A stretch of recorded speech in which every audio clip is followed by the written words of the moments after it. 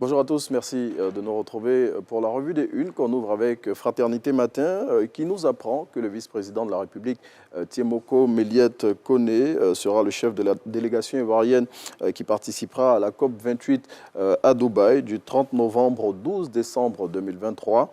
Et à ce grand rendez-vous climatique mondial, la Côte d'Ivoire, à en croire le confrère, tentera de mobiliser des fonds pour la mise en œuvre de projets afin de réduire les émissions de gaz à effet de serre et accroître la résilience des populations.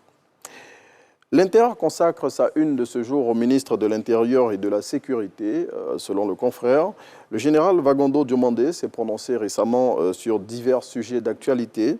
Sur deux particulièrement, il a tenu à apporter des précisions. Ce sont l'affaire des deux gendarmes ivoiriens détenus au Burkina Faso et le retour d'exil de Soro Guillaume. Précision à retrouver dans le numéro de ce jour du quotidien qui va au-delà de l'info.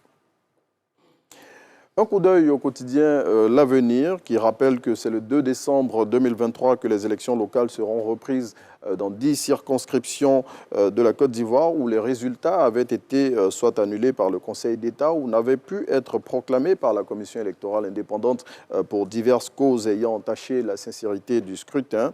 L'Avenir révèle comment les candidats concernés se préparent pour ce scrutin et livre des confidences qu'il a recueillies auprès des équipes de certains d'entre eux.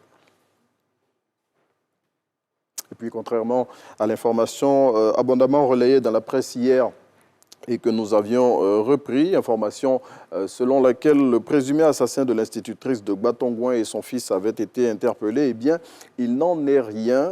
Selon le quotidien Le Sursaut, le sieur Gorebi Bla Mohamed, qui poursuit sa cavale, est toujours activement recherché par les services de la gendarmerie nationale. Voilà, c'est ici qu'on chute pour ce numéro de la Revue des Unes.